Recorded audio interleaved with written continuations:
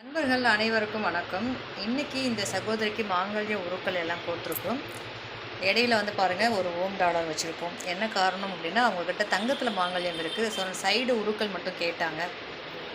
அதனால் 19 உருக்கள் வரணுங்கிற கணக்குக்காக நான் ஓம் டாலர் வச்சுருக்கேன். ஸோ அவங்க பேபி செயினில் கொடுத்து கழுத்தில் போட்டுப்பாங்க இல்லையா, அதுக்காக. ஸோ இந்த மாங்கல்ய உருக்களை அம்மன் கழுத்தில் சாத்தி இவங்களுக்கு வாழ்த்து தெரிவிச்சிடலாம். அதுக்கு முன்னாடி இவங்களுக்கு ஒரு சர்ப்ரைஸ் கிஃப்ட் இருக்குங்க. என்ன கிஃப்ட்டு அப்படின்னு நமக்கு பார்க்கலாமா? இந்த மாங்கல்ய உருக்களை கோர்த்து அம்மன் கழுத்தில் சாத்தியாச்சு. இந்த சகோதரி மாங்கல்யம் எங்ககிட்ட இருக்குது, சைடு உருக்கள் என்ன ரேட் வரும்னு கேட்டாங்க. நான் ஒரு மாடல் அனுப்பி இந்த மாங்கல்யத்தை தவிர மற்ற எல்லா சைடு உருக்களும் ஒரு ரேட் சொல்லி இதுதான் சொன்னேன். அவங்க எந்த கன்ஃபர்மேஷனும் கேட்கலங்க. உடனே பேமெண்ட் பண்ணிட்டாங்க. பேமெண்ட் பண்ணிவிட்டு கொஞ்சம் நேரம் கழிச்சு பேமெண்ட் வந்திருக்கு. எப்படின்னு பார்த்தா யாருன்னு பார்த்தா தெரியலை. ஸோ அதுக்கப்புறம் கொஞ்சம் நேரம் கழிச்சு அவங்க மெசேஜ் பண்ணுறாங்க, ஸ்க்ரீன்ஷாட் அனுப்பி எனக்கு பேமெண்ட் பண்ணிவிட்டு.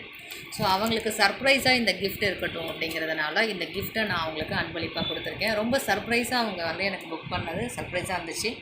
எந்த டிஸ்டர்பன்ஸும் இல்லை. ஸோ ரொம்ப சூப்பராக அழகாக அண்டர்ஸ்டாண்ட் பண்ணிப்பாங்கன்னு சொல்லுவாங்கள்ல. ஸோ அந்த மாதிரி சைடு உருக்கள் ஒரு மாடல் அனுப்பிச்சி, ஒரு மாங்கல்ய மாடல் அனுப்பிச்சி, இந்த மாங்கல்ய மாடல் உருக்கள் எல்லாமே இந்த ரேட் வருமானு சொன்னேன். மாங்கல்யத்தை தவிர மற்றதெல்லாம் நீங்கள் வாங்கிக்கலான்னு சொன்னேன். அவங்க வேறு எந்த கொஸ்டினுமே கேட்கல. பேமெண்ட் பண்ணிவிட்டு பேமெண்ட்டோட ஸ்க்ரீன்ஷாட்டும் அட்ரஸும் அனுப்பிச்சி விட்டாங்க. ஸோ அவ்வளோதான். எனக்கு ரொம்ப சந்தோஷமாக இருந்துச்சு. அவங்க சர்ப்ரைஸாக அவங்க பேமெண்ட் பண்ண விதமும் அவங்க ஆர்டர் பண்ண விதமும் ரொம்ப சந்தோஷமாக இருந்துச்சு. ஸோ அந்த வகையில் அவங்களுக்கு நான் இந்த ஐம்பொன் அட்டிகையை அன்பளிப்பாக வழங்குறேங்க. ஸோ இதே போல் நீங்களும் வாங்கி பயன்பெறணும் அப்படின்னா, ஸோ புக்கிங் மெத்தடு உங்களுக்கு டீட்டெயில்ஸ் எல்லாமே நிறைய வீடியோவில் நான் ஷேர் பண்ணிகிட்ருக்கேன். ஒன்றுமே இல்லைங்க, சிம்பிள். இது அப்படியே ஸ்க்ரீன்ஷாட் எடுங்க, வாட்ஸ்அப்பில் அனுப்புங்க, அவைலபிலிட்டி செக் பண்ணுங்கள். எப்போயுமே சைடு உருக்கள் எல்லாமே நிறைஞ்சிருக்கும் உங்கள் கடையில். இதெல்லாம் அவைலபிலிட்டி நீங்கள் செக் பண்ணவே வேண்டியதில்லை.